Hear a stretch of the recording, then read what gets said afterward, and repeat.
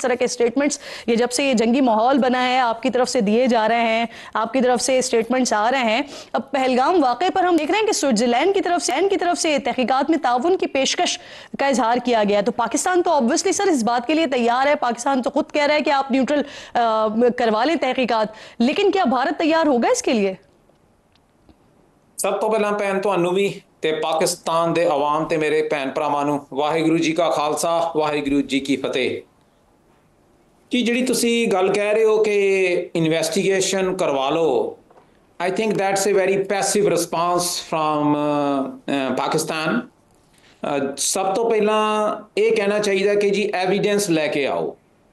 ਜਦੋਂ ਤੁਸੀਂ always giving a passive response on the back foot as if Pakistan is somehow involved, that's what this gives the idea। ਜਿਹੜਾ ਪਹਿਲਗਾਮ ਹੈ ਜੇ ਤੁਸੀਂ ਉਸ ਨੂੰ ਦੇਖੋ ਉਹ 2025 ਚ ਹੁੰਦਾ ਹੈ। Now you go back to 2000 ਜਦੋਂ ਪ੍ਰੈਜ਼ੀਡੈਂਟ ਕਲਿੰਟਨ ਛੱਤੀ ਸਿੰਘਪੁਰਾ ਆਉਂਦਾ ਹੈ, ਭਾਰਤ ਆਉਂਦਾ ਤੇ ਛੱਤੀ ਸਿੰਘਪੁਰਾ ਦੇ ਵਿੱਚ 35 ਸਿੱਖ ਜਿਹੜੇ ਆ ਉਹ ਭਾਰਤੀ ਫੌਜ ਵੱਲੋਂ ਮਾਰੇ ਜਾਂਦੇ ਆ। ਇਲਜ਼ਾਮ ਜਿਹੜਾ ਹੈ ਉਹੀ ਕਸ਼ਮੀਰੀਆਂ ਦੇ ਉੱਤੇ ਤੇ Pakistan backed Kashmiri freedom fighters ਤੇ ਪਾਕਿਸਤਾਨ ਇਨਵੋਲਵ ਹੈ। ਪਰ 25 ਸਾਲ ਬਾਅਦ ਲੈਫਟੀਨੈਂਟ ਜਨਰਲ KS ਗਿੱਲ ਦੀ ਵੀਡੀਓ ਤੁਸੀਂ ਦੇਖ ਸਕਦੇ ਹੋ, ਕਹਿ ਰਿਹਾ ਕਿ ਜੀ ਇੰਡੀਅਨ ਆਰਮੀ ਦੇ ਕੈਪਟਨ ਦੇ ਰਾਹੀਂ ਪੂਰੀ ਡੈਥ ਸਕੁਐਡਸ ਨੇ ਸਾਡੀ ਆਰਮੀ ਨੇ ਜਿਹੜੇ ਉਹ ਸਿੱਖ ਮਾਰੇ ਸੀ। ਨਾਓ ਫਾਸਟ ਫਾਰਵਰਡ 25 ਇਅਰਸ ਪਹਿਲਗਾਮ ਹੁੰਦਾ ਹੈ।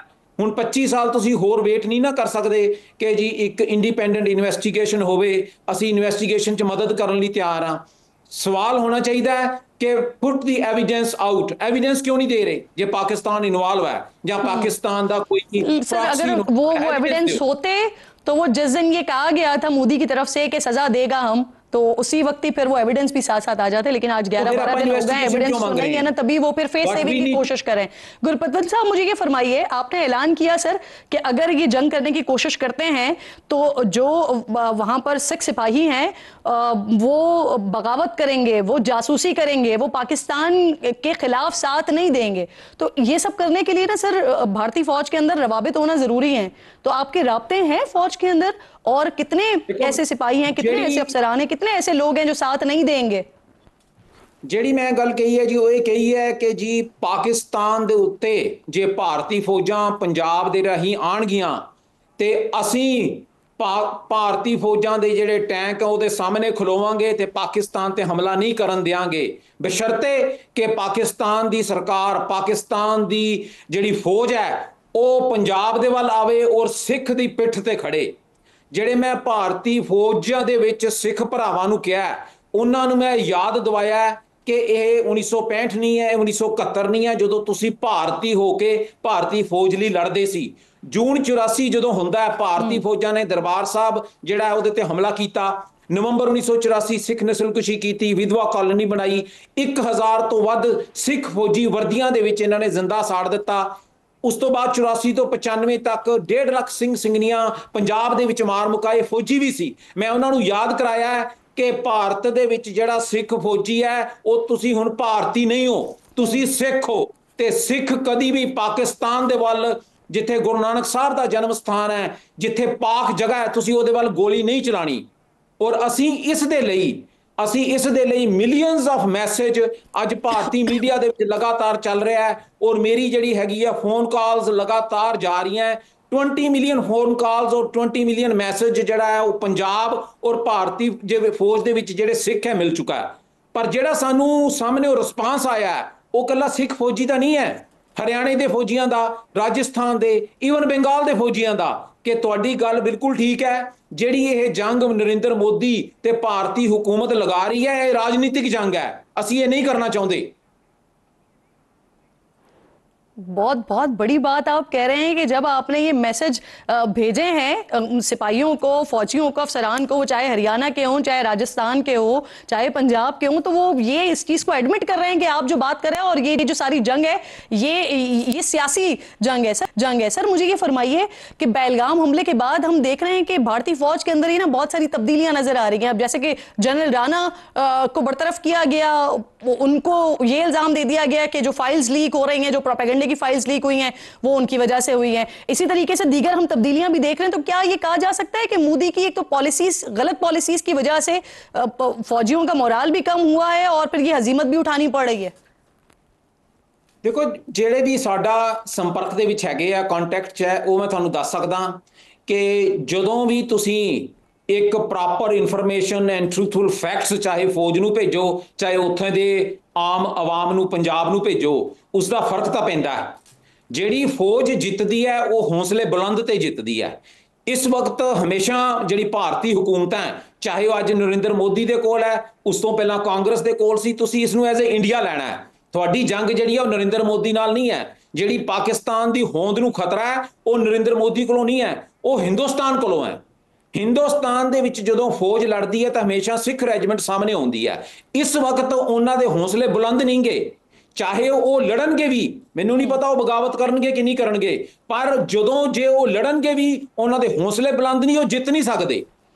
ਜੋ ਇੰਟਰਨਲ ਉੱਥੇ ਹੋ ਰਿਹਾ ਹੈ, ਇਹ ਗੱਲ ਦਾ ਪ੍ਰਚਾਰ ਅਸੀਂ ਕੰਪੇਨ ਮੁਹਿੰਮ ਜਿਹੜੀ ਆ ਉਹ ਬਿਲਕੁਲ ਚਲਾ ਚੁੱਕੇ ਹਾਂ ਕਿ ਇਹ ਜਿਹੜੀ ਜੰਗ ਇਹ ਭਾਰਤ ਦੀ ਸਿਆਸੀ ਰਾਜਨੀਤਿਕ ਜੰਗ ਹੈ, ਇਹ ਤੁਹਾਡੀ ਹੱਦਬੰਦੀ ਦੀ ਜੰਗ ਨਹੀਂ ਹੈ। ਸਿੱਖ ਫੌਜੀ ਜਿਹੜਾ ਹੈ ਉਹ ਭਾਰਤੀ ਨਹੀਂ ਹੈ, ਉਹ ਹਿੰਦੁਸਤਾਨ ਨਹੀਂ ਹੈ। ਤੁਹਾਡਾ ਦੁਸ਼ਮਣ ਜਿਹੜਾ ਉਹ ਪਾਕਿਸਤਾਨ ਨਹੀਂ ਹੈ, ਜਿੱਥੇ ਸਾਡਾ ਗੁਰੂ ਨਾਨਕ ਸਾਹਿਬ ਦਾ ਜਨਮ ਸਥਾਨ ਹੈ। ਤੇ ਪਾਕਿਸਤਾਨ ਦਾ ਆਵਾਮ ਅੱਜ ਪਾਕਿਸਤਾਨ ਦਾ ਆਵਾਮ ਜਿਹੜਾ ਹੈ, ਜਲਾਲਪੁਰ ਜਿਹੜਾ ਭੱਟੀਆਂ ਜਿਹੜਾ ਹਾਫਿਜ਼ਾਬਾਦ ਹੈ, ਉੱਥੇ ਖਾਲਿਸਤਾਨ ਦੀ ਸਪੋਰਟ 'ਚ ਪਾਕਿਸਤਾਨ ਦੇ ਬਸ਼ਿੰਦਿਆਂ ਨੇ ਨਾਰੇ ਲਗਾਏ ਹੈ, ਉੱਥੇ ਉਹਨਾਂ ਨੇ ਰੈਲੀ ਕੱਢੀ ਹੈ। ਅੱਜ ਭਾਰਤੀ ਫੌਜ ਦੇ ਵਿੱਚ ਜਿਹੜੀ ਉਹਨਾਂ ਦੀ ਹੌਸਲੇ ਹੈ ਉਹ ਟੁੱਟੇ ਹੋਏ ਹੈ, ਉਹ ਜਿੱਤ ਨਹੀਂ ਸਕਦੇ। सिंह साहब ये भी फरमाइए सर, चंद रोज पहले राफेल तैयारों की बड़ी बात 2019 में भी मोदी साहब ने की थी कि अगर राफेल होते हमारे पास तो सिचुएशन कुछ और होती, लेकिन इस बार अभी इन्होंने कोशिश की सरहद के करीब राफेल्स को लाने की, लेकिन पाकिस्तान ने अपनी टेक्नोलॉजी का इस्तेमाल करते हुए इसे जैम कर दिया। तो भारत के पास ये बड़ा वाज़ेह तौर पर पैगाम गया है कि आप जितने भी राफेल्स को इंडक्ट कर लें अपने फ्लीट में, लेकिन उसके बावजूद भी पाकिस्तान के पास सब चीज़ों का तोड़ मौजूद है, मुकाबला नहीं है आपका।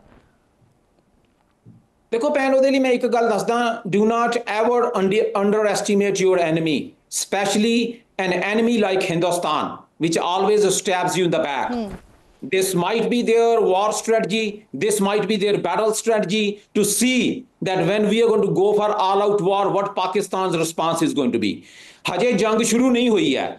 ਸਭ ਤੋਂ ਪਹਿਲਾਂ ਇਸ ਵਕਤ ਪਾਕਿਸਤਾਨ ਨੂੰ ਆਪਣੀ ਹੱਦਬੰਦੀ ਜਿਹੜੀ ਹੈ ਉਹ ਸਟਰੋਂਗ ਕਰਨੀ ਪੈਣੀ ਹੈ। ਆਵਾਮ ਜਿਹੜਾ ਹੈਗਾ ਬਾਰਡਰਾਂ ਦੇ ਉੱਤੇ, ਉਹਨਾਂ ਨੂੰ ਵੀ ਹਥਿਆਰਬੰਦ ਕਰਨਾ ਪੈਣਾ। ਤੁਸੀਂ ਪਾਕਿਸਤਾਨ ਨੇ ਹਮੇਸ਼ਾ ਇਹ ਦੇਖਣਾ ਹੈ ਕਿ ਹਿੰਦੁਸਤਾਨ ਜਿਹੜਾ ਉਹ ਸਾਹਮਣੇ ਐਂਡ ਫੇਅਰ ਲੜਾਈ ਨਹੀਂ ਕਦੀ ਲੜਦਾ। ਅਸੀਂ ਵੇਖ ਚੁੱਕੇ ਹਾਂ, they always stab you in the back. This can be their strategy, so you have to be fully prepared. The Pakistan army and awam और सरकार ਜਿਹੜੀ ਉਹਨਾਂ ਨੂੰ ਪੂਰਾ ਦੇਖਣਾ ਪੈਣਾ ਕਿ ਜੇ ਹਮਲਾ ਹੁੰਦਾ ਤਾਂ ਇਹਨਾਂ ਦਾ ਮੁਕਾਬਲਾ ਕਿੱਦਾਂ ਕਰਨਾ। जी सर, अंडर एस्टिमेट तो बिल्कुल नहीं कर रहे, बिल्कुल आपकी बात दुरुस्त है, और हम भी यही समझते हैं कि अगर ये जंग छिड़ती है तो फिर ये तबाही की तरफ मामला जाएगा। तो इसलिए पाकिस्तान तो अपनी दिफाई पोजीशन पर है और कंप्लीट दिफाई पोजीशन पर है। आप खालिस्तान की तहरीक चला रहे हैं सर, आसाम, मणिपुर समेत कई रियासतों में अलग अलग तहरीकें चल रही हैं। अब तो बांग्लादेश भी सर कह रहा है कि अगर पाकिस्तान पर हमला करता है भारत तो हमें 7 सिस्टर स्टेट्स पर हमला करना चाहिए। अगर ऐसा होता है तो कितने टुकड़े हो सकते हैं भारत के? देखो, ਮੈਨੂੰ ਅਸਾਮ ਦਾ ਜਾਂ ਉਸ ਹਿੱਸੇ ਦਾ ਨਹੀਂ ਮੈਨੂੰ ਪਤਾ ਵੀ ਉਹ ਕੀ ਕਰ ਸਕਦੇ ਆ ਕੀ ਨਹੀਂ ਕਰ ਸਕਦੇ, ਕਿ that's more of a basically nationalist campaigns. ਉਹ ਤੋੜਨਾ ਨਹੀਂ ਚਾਹੁੰਦੇ, ਉਹਨਾਂ ਨੂੰ ਨਰਿੰਦਰ ਮੋਦੀ ਤੇ ਹਿੰਦੂਤਵਾ ਦੁਸ਼ਮਣ ਲੱਗਦਾ, ਉਹ ਇਸ ਤੋਂ ਆਪਣੀ ਜਾਨ ਛੁਡਾਉਣਾ ਚਾਹੁੰਦੇ ਆ।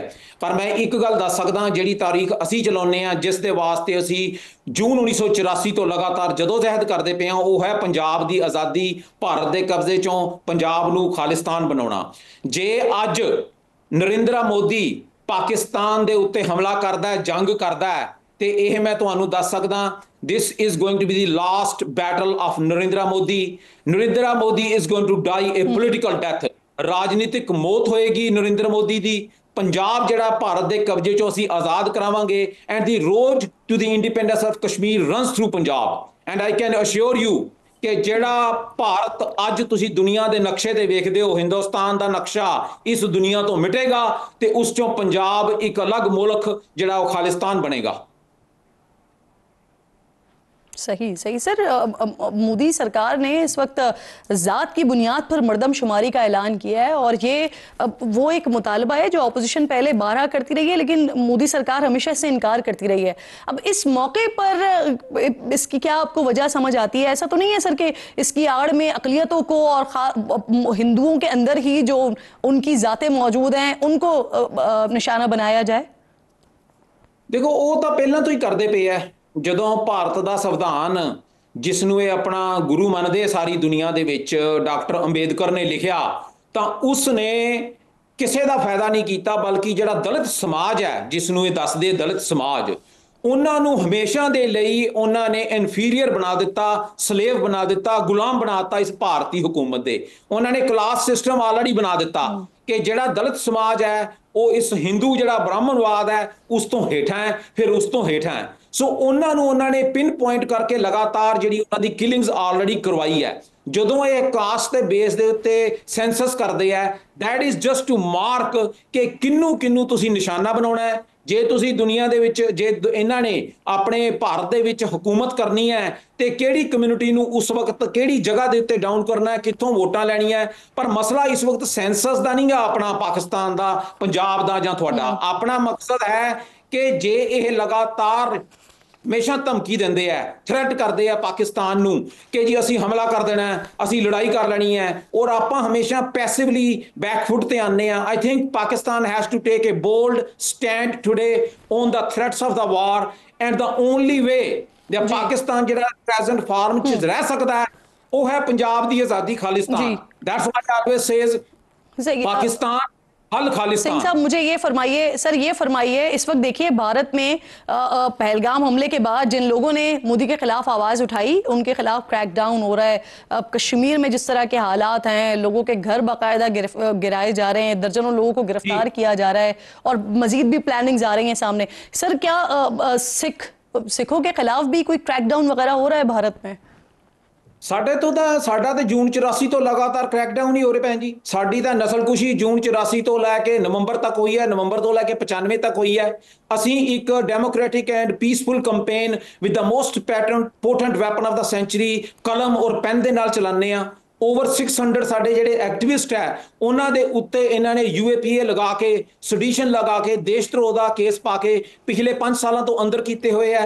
ਇਸ ਮਹੀਨੇ ਸਾਡੇ 25 ਜਿਹੜੇ ਐਕਟਿਵਿਸਟ ਹੈ ਉਹ ਪੰਜਾਬ ਦੇ ਵਿੱਚ ਫੜੇ ਗਏ ਹੈ। ਸਿੱਖਾਂ ਦੇ ਉੱਤੇ ਜਿਹੜਾ ਲਗਾਤਾਰ ਤਸ਼ੱਦਦ ਹੈ ਔਰ ਦੇਸ਼ ਧਰੋਹ ਦਾ ਕੰਮ ਹੈ, ਔਰ ਜਿਹੜੀ ਸਾਡੀ ਕੰਪੇਨ ਆ ਉਹ ਤਾਂ ਸਾਡੀ ਲਗਾਤਾਰ ਚੱਲਦੀ ਪਈ ਹੈ।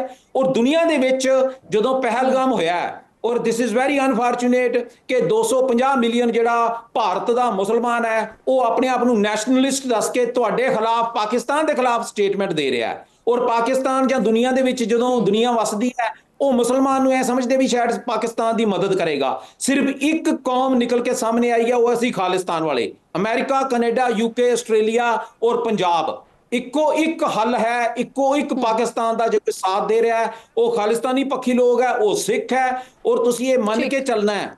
ਜੀ ਜੀ जी, ठीक ठीक, बहुत बहुत शुक्रिया आपका गुरपतवंत सिंह साहब, आप मौजूद थे और आपके वाजे तौर पर जब से ये मामला शुरू हुआ है तब से आपकी तरफ से बड़ा वाजे पैगाम भी आ रहा है, और बड़ा वाजे आप बता भी रहे हैं कि अगर पाकिस्तान के खिलाफ कोई मुहिम जोई की कोशिश भारत की जानिब से की जाती है तो फिर सिख वहाँ पर क्या करेंगे, आपकी जो एक जमात है वो वहाँ पर क्या करेगी। बहुत शुक्रिया आपके वक्त का।